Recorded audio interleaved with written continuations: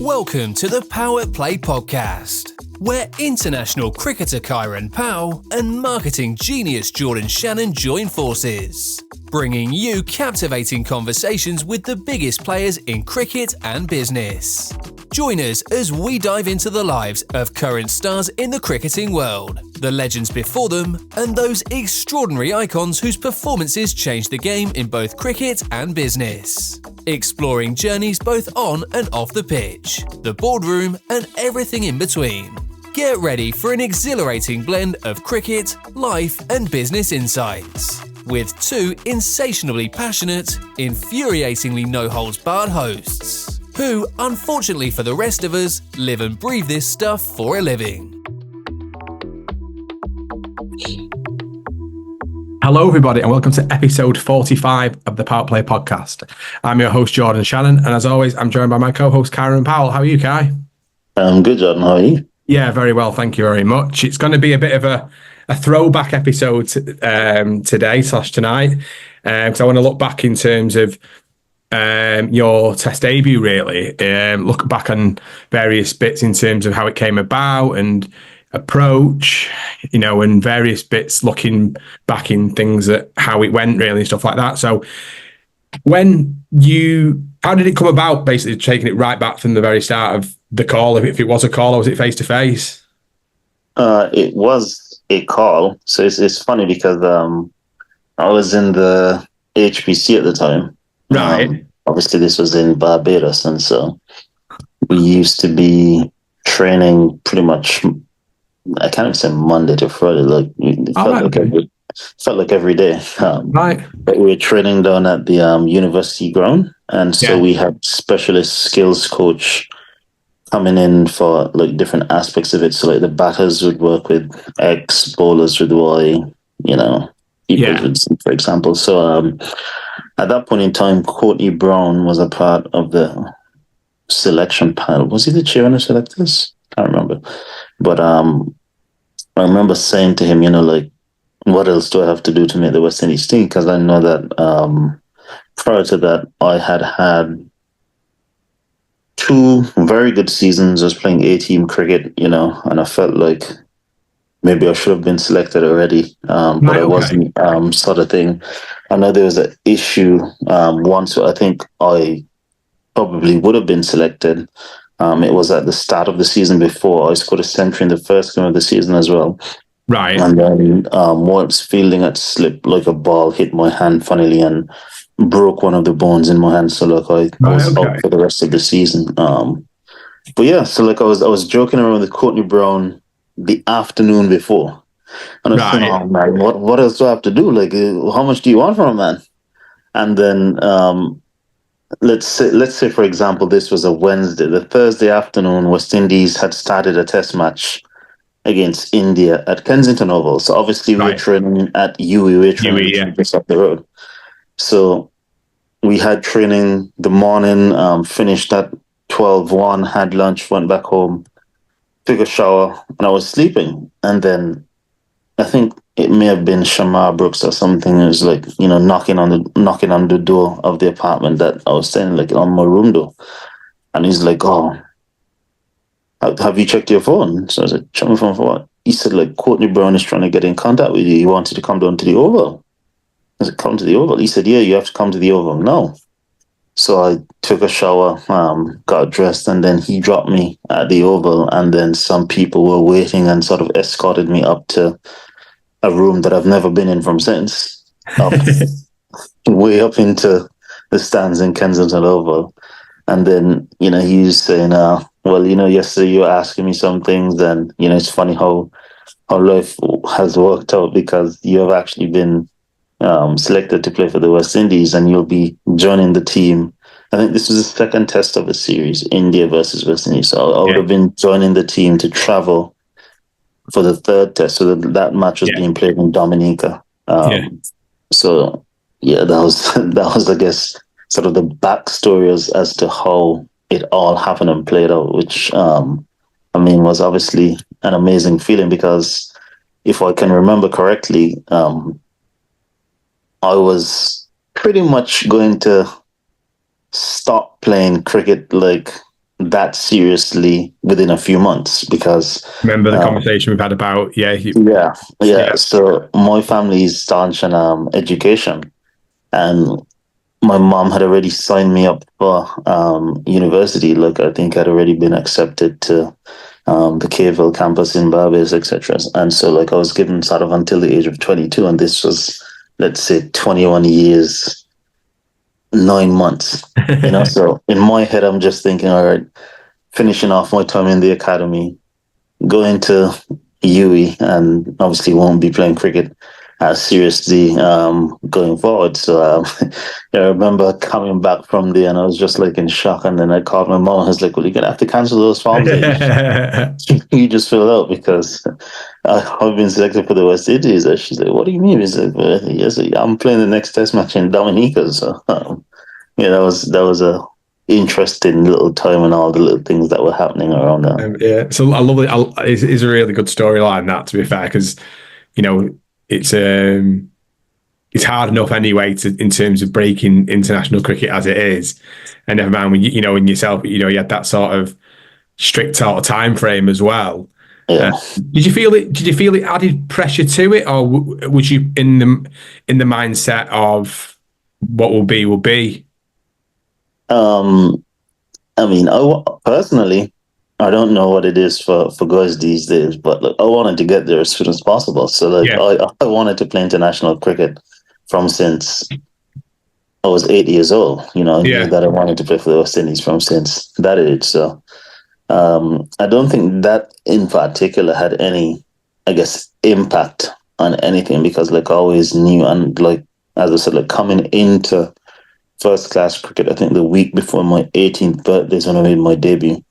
I already knew that I didn't want to be sort of, I guess, sticking around on the first class scene for too long and sort of get stuck in a rut of being a first class player without progressing on to international honors. So for me, I mean, I don't know if that was, I guess, my parents' way in trying to keep me, I guess, consistent or competitive or make me want to perform as best as I could. But look, I definitely knew I wanted to play for the West Indies, and thankfully, everything sort of worked out the way it did. So from getting, well, being told on in Barbados that you're going to be playing in Dominica the next Test, did anything switch at that point to think, right, okay, did you do anything different going into that Test match, or how did your approach sort of change from that being, say, for instance, the week after it was going to be a first class game versus obviously making your Test debut? I appreciate obviously difference in terms of obviously standard wise, but was anything that you did differently leading up to that? I think the naivety of youth, you sort of think that everything is sort of the same. But then I remember, for example, getting to the airport, traveling with the team, obviously being a bit, sort of quiet, so just keeping to myself because I didn't really know people within the team, especially on that level, and then walking onto the team bus. And so obviously I don't know where anyone sits. You don't want to sit in anybody's seat, that kind of stuff. So you sort of wait until the end when everybody's on the seat, in the bus, and you look for what seats available. Okay, I guess I can sit here. But then like sort of walk through the bus door. And as soon as I walk through the door, Marlon Samuels goes, "You, come here." And then, call me to the back of the bus, had like a chat. Dominica's a huge place. So I drove into the hotel from the airport in Caribbean standards, a very long drive. I think it was like an hour and a half or 2 hours or something. Right, okay. And, to have one of the senior players call you to the back of the bus, and you're sitting at the back of the bus, which is where senior players generally there. You don't have junior players at the back and talking to me and sort of, putting a shoulder around me and giving me, lots of advice, making me feel comfortable in the setting. And it's funny that we're talking about it because I was talking to him earlier this afternoon.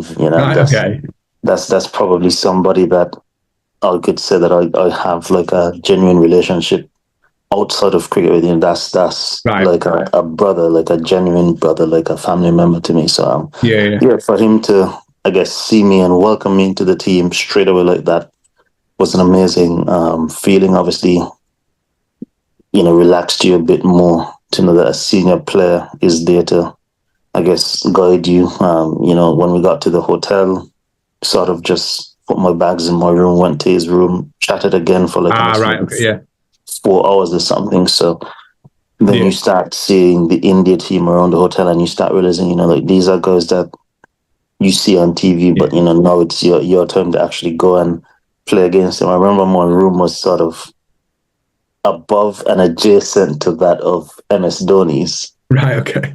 I was thinking, like, this guy's he's the coolest guy. Like, he's just got like a speaker with just like chill music on, and he just chills on his balcony overlooking the sea, the Caribbean Sea. It's just like, this isn't real, it's just many little things, and you're getting goosebumps every day just thinking about it. But when you get to the actual game day now, and then the nerves start kicking, and you start seeing so much people in the stands, because Dominica is actually a place where you get crowds in the Caribbean for Test cricket. Oh, right, okay. Especially back then. So you start seeing so many people in the crowd, like the advertising boards, everything just seemed to speed up. And obviously that's not the case, but, being a young player and going into an environment like that, you're playing against some of the biggest names who have ever played the game, Rahul Dravid, Vivius Laxman, all these guys. So it was an interesting time. Something that I'd never give up. For the experience. Just understanding, I guess, what expectation, and that's not outwardly, but that's sort of expectation that you put on yourself. Yeah. What that does to a person and sort of speeds things up, as opposed to when you get used to the environment and the atmosphere and how things can sort of slow down and you start playing your own game as well. So, yeah. Was that your first, obviously, I know you made your Test debut then, but was that your first time in the Test squad in terms of environment perspective as well? Yeah, 100%. So, again, that's interesting, because it's not as though I got sort of the call and then I was told, all right, every day you come down to the Oval and start blending into the team. Like, you can meet some of the guys, like you can see how things done, like you warm up with the guys, you can start, getting yourself acclimated to the environment. It was literally got the call and then back up to the HPC rented apartment house. And pretty much just pack stuff with the mindset of a few more days, and then you're traveling with the team, boom, into a Test match. So you would be having us doing HPC practices, and then me having to stay back and do, I guess, particular things that the coach of the West Indies team would have told the HPC coaches to start preparing me for, in terms of getting ready for my debut. So, how did you feel sort of like netting with them for the first time, in terms of like, did you have any like moments where you're thinking like, are they watching me? Making sure that you're looking good order sort of thing? Or did you not really focus on that at all, really? Well, I'll tell you what, Dominica is a place that, it could be as sunny as anything, and in 2 minutes, like, it's raining, overcast, wet. I don't remember us necessarily having too many net sessions. And if we did, I don't think that we were able to have a full net session. So it wasn't a case of anyone actually getting to watch me. Because the weather wasn't necessarily great throughout the days leading up to the Test match. So it was just like, but I didn't know some of the guys in the team. It's just like I didn't know them personally. Like, I would have played against them in first class cricket for I guess the past 2.5 years, played with some of them in A-team cricket and stuff. But obviously, them not being from the same regional team as me, you don't necessarily have that sort of communication or camaraderie with them. So it was just sort of settling yourself into the environment, getting to know people, and working things out that way. And how was you leading up to it in terms of like mentally? Did you feel any sort of like change in your mindset towards leading to the game? During the time, I would have said no. Now looking back at it, obviously I can see and tell what the changes were. Like, I felt like I sort of got a bit tighter. I remember like when the game started, like I made I think maybe 3 and 4, Yeah. and I have never felt as tired in my life as I did after like each day's play of my first test match, because like it was just so much happening. Like I would fall asleep at like 7 o'clock, out cold. Like I wouldn't be able to have dinner, nothing. Like I'd just be so tired. Like as opposed to playing first class cricket, like obviously the intensity is a lot lower, the expectations, I guess the setting and the feel is completely different. Yeah. I mean, obviously you are tired as well, but you don't feel as though that you have to exert as much energy as what you would in a test match. And that's where I said earlier, the expectations intrinsically, and the effects those things can have on you, as opposed to the reality of it technically and realistically being another game. Yeah. And sort of just playing another game, just keeping a calm head. So I remember my legs being very, very heavy. I felt as though like I wasn't able to trigger, like none of that. But by the time my second match came around, like it started to feel a lot more, I guess, easy, a lot more natural. And I don't know if that, being coupled with the fact that my second match was in Bangladesh, made a difference. But just not being in the Caribbean and not being in front of Caribbean fans, I guess, sort of like easing yourself into it in that way. Was good. How did the difference feel? And I know I appreciate in that first test, obviously, got you getting a 3 and a 4, but did you feel though there was a gulfing class from first class cricket? There is a golfing class, but yeah. I think more so than anything, the golfing class, it's more so a matter of a golfing consistency. Right. Okay. Whereas a first class team may have 2 good or solid opening bowlers and a good spinner. Yeah. Everyone in Test cricket is obviously of the highest quality, so there's no let up on pressure. Whereas you may get a bad ball or 2 every over. In first class cricket, you may get a bad ball every 3, 4, 5, 6 overs between 2 bowlers. So you've got to wait a lot longer for things to happen. But then sort of build into a rhythm, and things speed up quickly after that. So it's just understanding the flow and the ebbs of Test cricket in that sense. And then in terms of so who did the West Indies win the toss, or did India stick you in? I can't remember who won the toss, but I know that we batted first. You batted first, yeah. So how did from the toss taking place, whether West Indies won or India won, how did things start to feel? When did it feel really? I don't say really real, but when did it feel like, okay, this is happening right now, and that sort of change towards it? From since the day before the game, like I knew I was playing, and then I mean it couldn't have been any better for me. But my test cap was presented to me by Shannon, who was a teammate of mine, obviously one of the greatest players of all time and one of the greatest West Indian batters of all time. So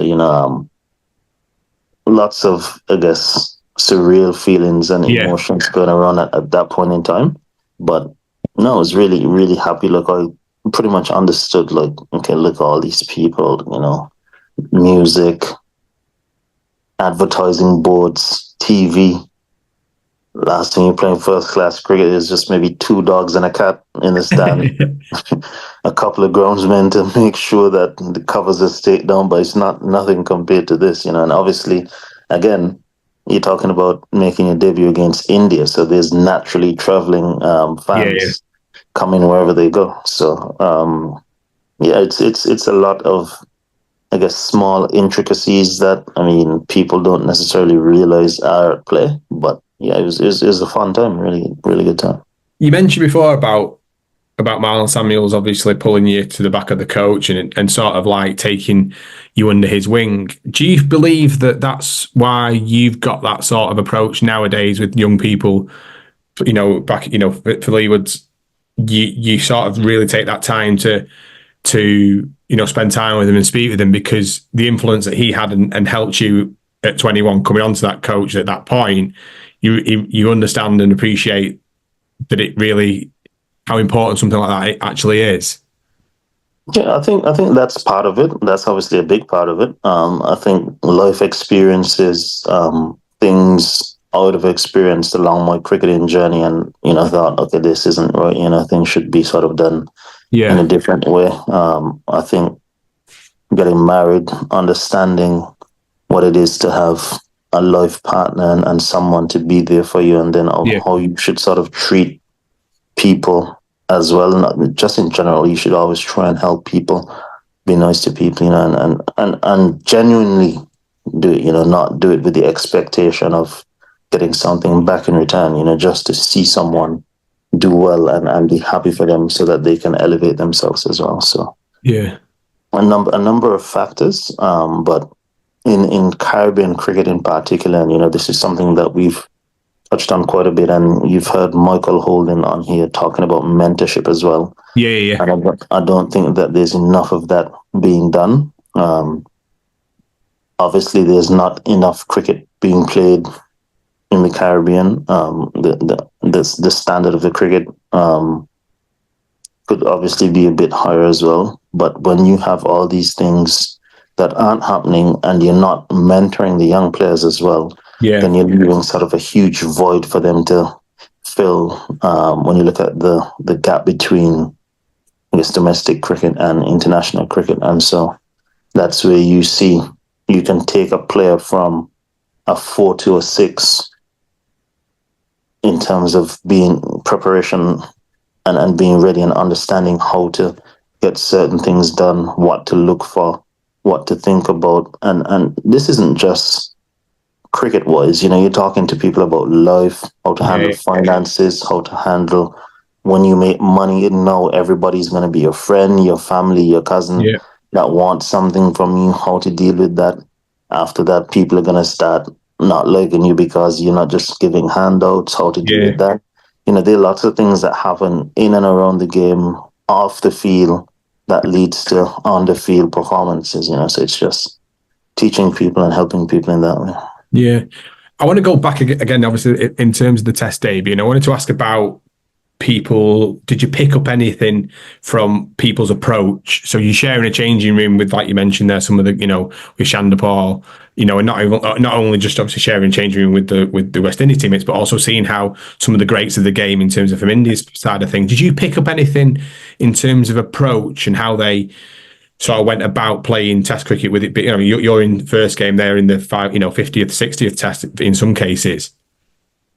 I think preparation styles, obviously people understanding that they're all their own person. And what sort of works for you won't necessarily work for me. But taking away the positives from different people and trying to implement a version of that into what you do, and try and fit that into, I guess, how you go about your preparation, whether it be hitting X amount of balls, the way I work on my game. So it's not just skill based, but sometimes there's going to be a need for me to have volume where I need to hit just balls. I just need to hit balls, just get myself into a groove and just hit balls. Working on specific strengths, certain weaknesses, etc.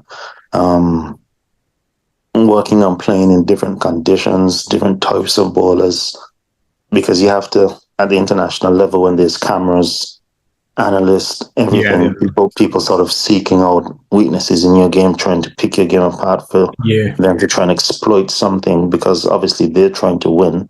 Then you sort of have to cover a broader base as to how you develop your skills. Yeah. And if you could give yourself a piece of advice looking back now in going into your first Test, what would those pieces of advice be, do you think? I would say more so than anything just to, remain calm. I definitely enjoyed the experience. So I don't think there was anything in the way of that, but remain calm. Obviously it's a different stage, it's a different level of cricket. Yeah. Just give yourself a chance, take your time, enjoy the moment, enjoy the opportunity, just absorb it all and just have fun with it, because at the end of the day, cricket goes by really quickly. I don't think people understand how quickly a 10 to 15-year period can go by, and that's if you've had a long career. If you haven't, like a 3 to 5 year period goes by like nothing. So just enjoy the experience. Did you ever? You mentioned making your international debut, obviously from a white ball perspective, in 2009, and then I think it was 2011 you made your Test debut. That period of 2 years, give or take, did you ever feel as though it might never come? I know you're still extremely young at 21 anyway, but in terms of the gap between playing the one-day international versus Test game, did you ever sort of think that it might not come? No. And again, that's what I'm saying, the naivety of youth.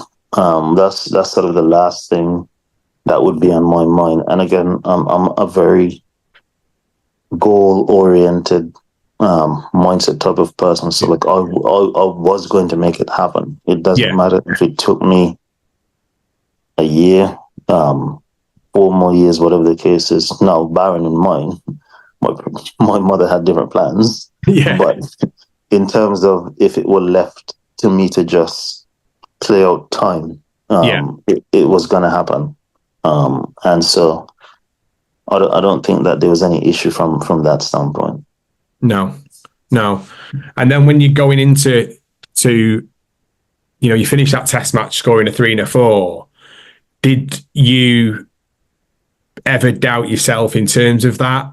I know you mentioned now from a mindset perspective, you're very focused and very strong-minded, but having played that Test match and sort of underachieved, I know I appreciate it's only the first Test, but did it ever damage anything mentally in terms of actually doubting yourself moving forward? No, because for me, like I'm the type of person, I just want you to show me how to do something one time. Right. And I'll figure it out, if you know what I mean. So for example, like, and this is like away from cricket, like being able to speak Sinhalese, like most Sri Lankans, or majority of Sri Lankans that speak Sinhalese would never think that I could understand, or like it's a very difficult language to learn, one. And it's a very niche language because it's not Chinese that's spoken in so many different places. It's not Spanish, it's not French. It's a very niche language.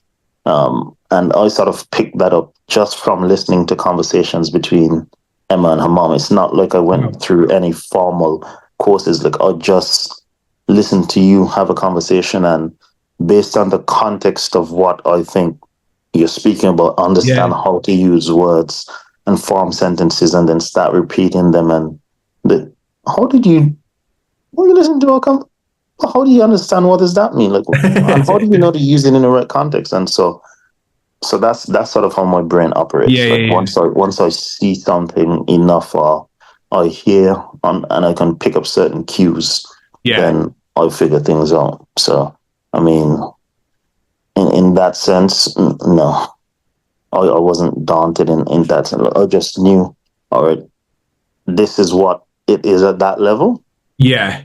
After that match, that was the last match of the series, went home and practiced because I knew that there was a tour of Bangladesh. I think it was like a month or two later, whatever the case was. And so I just practiced and got ready for that.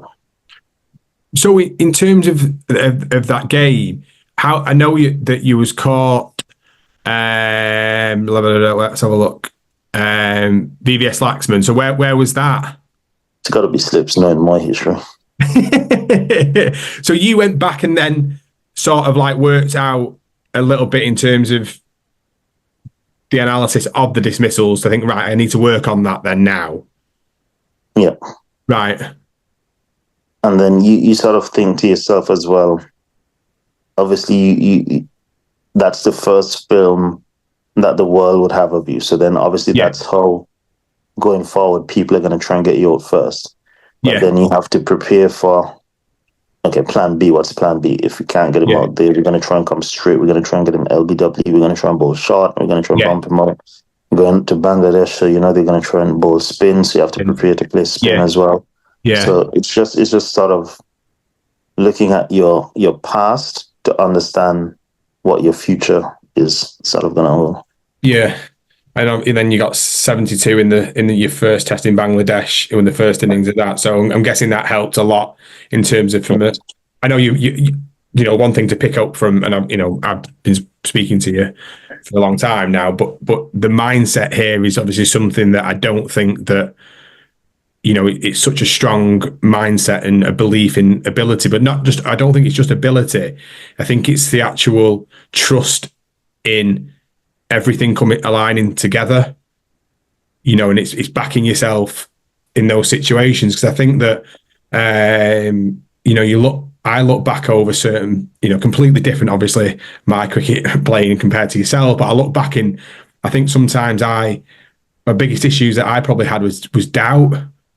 Like I never, sometimes I would, question a lot more rather than trusting myself or trusting the things I've been practicing and stuff. And I think one thing that I wish I could go back to is sort of similar to, I wish I had your mentality towards that really strong approach of, and I think it came a lot as I got a lot older, but I just wish when I was a little bit younger, I probably had that stronger mindset to be able to just back myself and believe in my abilities, albeit slightly limited at times. But, that's one thing I think's really, really admirable from yourself is how strong of mindset it is. And looking now, you're 21. It's you're still a baby in terms of real general. Yeah, do you know what I mean? Yeah, no, thanks for that. But I think it's a mixture of things. Obviously, you'd have put in so much work, whether it be fitness wise, hitting X amount of balls daily, but sport, high level business, it's all mental, isn't it? Like it's a mental game, and who wins the mental battle? Like who can sort of outlast the other one to be there standing whilst the other one starts to wither and falter. So I think in relation to obviously playing international cricket, it's more sort of a mental battle, and I think that's an aspect of things that isn't spoken about enough. And funnily enough, yesterday at Warwick, we had a speaker come in. He was a keynote speaker. I can't remember his name now, but I know his company's called Mindflick. Right. And Andrew Strauss is one of the co-founding partners of that company, if I'm not mistaken. And so he is a psychologist, and he does Formula One, Premier League. So he works with Man City and Pep Guardiola. He's the one that goes in and gets players right. He works with, I think it's, if I'm not mistaken, I think it's Lando Norris at McLaren. He's done work with the ECB for a number of years now. Obviously, as I said, Andrew Strauss is a part of his company's founding team. And again, his main thing was around mindset, Yeah.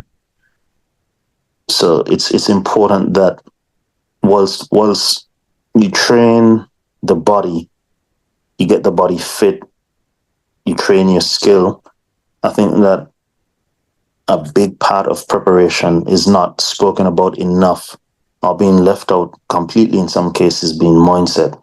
And how you control your mind, how you adapt your brain to be flexible in all situations and give yourself the best chance to survive and go on and produce and succeed, needs to be looked into a lot more definitely from a cricketing standpoint. As people don't talk about this, but when you look at an Ashes series, or you look at an India-Pakistan match and the level of attention those games have, it's obviously the players with very strong minds that are able to come out and perform and succeed in those environments. I mean, the most recent thing that I can think of that really stands out to me is Steve Smith coming back from a year ban. Yeah. First test match back, 140 and 144. Yeah. Extremely strong mindset with coming into a hostile environment, hostile situation. 4 matches in a series, 774 runs. Phenomenal. So I think if you can address as an individual, as collectives in the cricketing sphere, and I'm sure most of the major playing nations do, and that's why you'd sort of see sort of a gap between performance levels in these nations and just the mid to lower ranked teams, then you'd solve a lot of issues. With that in mind, do you think that there can be an over analysis of sort of technique sometimes, rather than it could actually just be a mindset thing, rather than the analysis of, say, a trigger or some form of a technical point? Really, do you reckon that sometimes it's the approach always goes back to, say, your backlift or your weight, your distribution of your weight, rather than sometimes it might actually just be a mindset thing? I think those things, 2 things can be true. Right. So you can have technical glitch. Yeah. You also don't need to have the best technique to succeed. You can just be that mentally strong that you say to yourself, look, I understand that I'm falling over here. I understand that I don't have the best defense against spin, but I'm gonna fight through this tooth and nail and get through the other side of this spell where there's going to be a bowler coming on that I'm a lot more comfortable against and I can cash in against. So it's just understanding situations and just putting it in your mind that regardless of what happens here, I mean, I know I'm not in the positive here, I'm in the negative, but I'm going to get through this situation somehow and manage to fight through it and survive, because that in itself gives you confidence for the next time. And the next time you get into that situation and you've had time to work on your technique, now you're mentally stronger as well as technically better. So then you sort of start building up against barriers of resistance against opposition's methods of trying to get you on. Yeah. And do you think that, you mentioned there about what Michael Holding said about mentorship. Do you think that, again, from the perspective of the West Indies in general, and we've spoken loads and loads about it, but from being, say, a top 4 international side, do you think that it's a must to get to be at the top, say, for instance, top of the World Test Championships? Is it a must that you've got to have people within that cricketing side who work on mentality side of things? 100%. Yeah. And I mean, it's like, for example, you're starting a bank. Let's use, for example, you're starting a new bank, but you don't offer the option for anyone to come and open an account, whether it be a business or an individual. Yeah. You're missing out a big part of what is supposed to be available here for this service provided. So I don't think that people can take for granted, because, as I said, there's obvious things that happen on a cricket field, and you can see that somebody needs to address whatever glitch or whatever issue they may be having. But there's so many things that happen within someone's personal life that you don't know whether a serial killer had a fight with his girlfriend the night before, whether,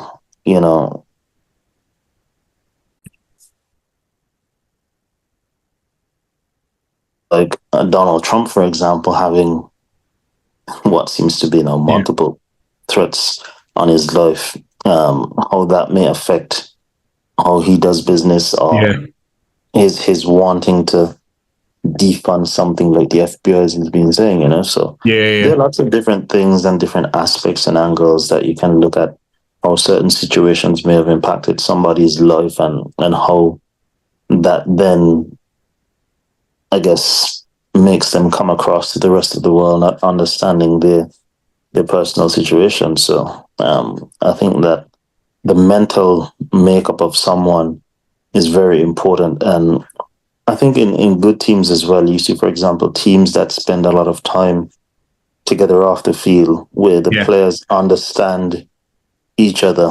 So I will know, look, this guy, it's not that he's not running for the ball, but he's had a very hard time at home in the past couple of days, and I can go and say to him, you know, something that will be able to take his mind off of a situation and bring him back into the present. Or just these little things of understanding what's happening in your teammates' life and being able to get the best out of them, as opposed to, I guess, looking at things from a surface level and not understanding the depths of what's happening and why people react or perform the way they do. Yeah, I think that goes back to the art of man management at the end of the day. And, you know, I think before on here we spoke about various influences and on that you've had in your early parts of your career and stuff, and the reason, you know, why they played a big part for you, with you at that sort of stage. But how would you, you know, you look back at yourself now at making, you know, and going back to what we talked about in terms of your test debut and stuff, but how would you, because you've had that sort of strong mentality towards it, did you feel as though you never really needed that, I don't say kick up the arse as such, but you know what I mean? Did you never really did you feel that you did need sometimes to make sure you kept on that right track, or was you that focused that you knew the end game and the goal really? No, I definitely didn't need that. Like, as I said earlier, like, I'm very goal oriented. So like, for me, after my first season of first class cricket, I was like, I can definitely play test cricket. Right. And then once I got into the HBC and that was finished, my training schedule was crazy. Like, I wake up at, like, the first few years of me playing for the West Indies, like, I wake up at 5 a.m. I don't live too far from the beach. At 5:15, I'm on the beach and I'm running laps up and down the length of the beach for probably half an hour, 40 minutes. I'll take a quick swim. By 6 o'clock, I'm in the gym lifting weights. By 7 o'clock, I'm in the park. I'm running for 30 minutes. And then I'm back home having breakfast by 8. By 3 o'clock, I'm back in the park, running again for an hour. Some guys would come and feed me in a machine and bowl to me from, let's say, 47, 48. So I'm hitting balls for hours.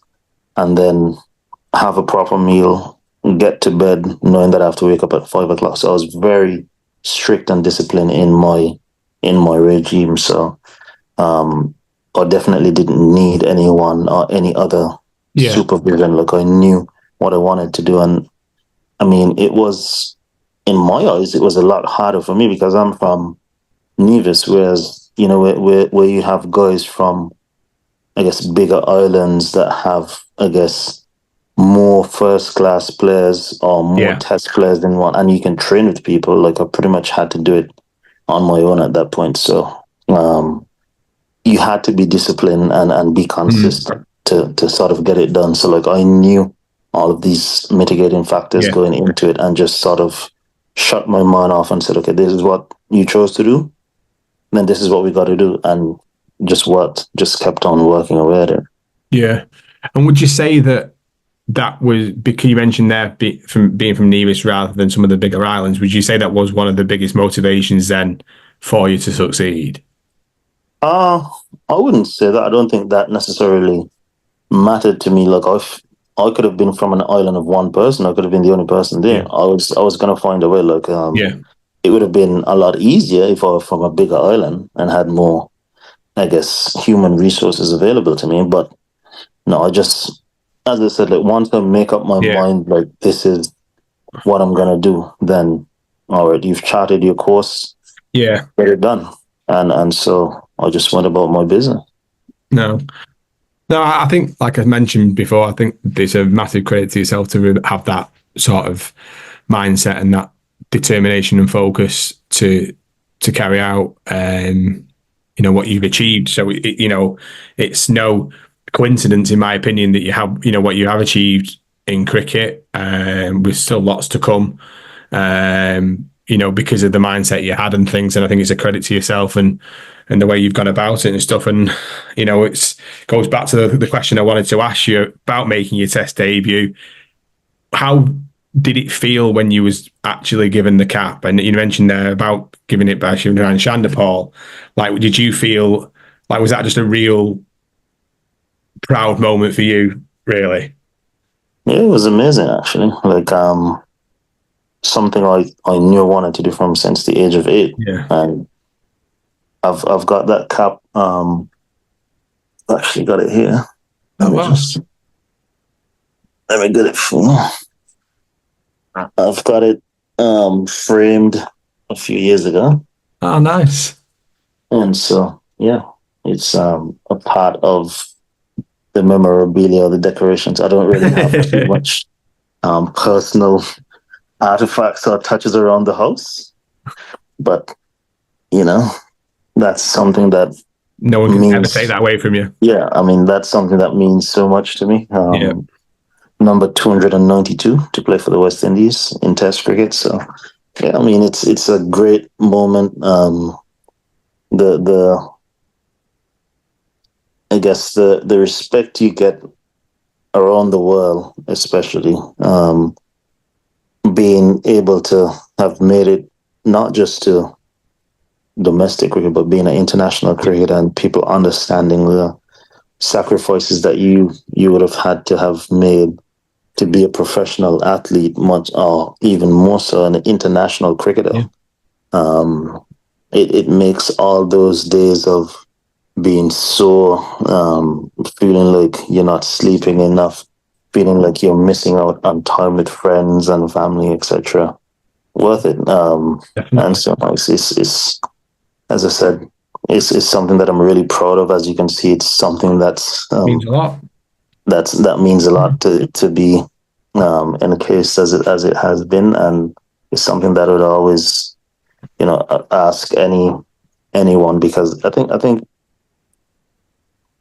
the cap is a symbol, like it's a representation of hard work. Of course it is. More so than obviously, you're playing international cricket, but it's a representation of dedication over a period of time to achieving high standards of success. And so anyone that makes it to that level, you have to sort of, I guess, honor and respect what they would have done to get there.